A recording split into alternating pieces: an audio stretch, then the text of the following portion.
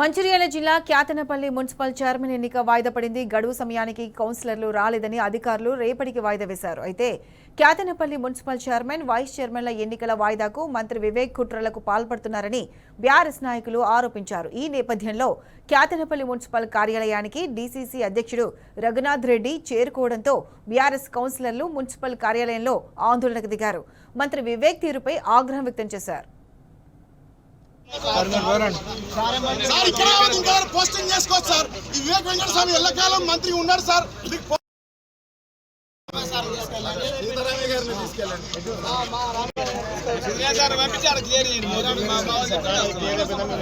Posting ఇంత కక్కుర్తి వాడే మనకు అర్థమైతే లేదు.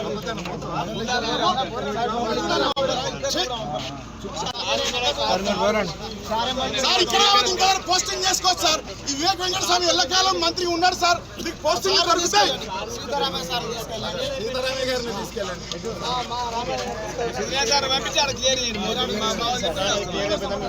పోస్టింగ్ ఇంత కక్కుర్తి వాడే మనకు అర్థమైతే లేదు.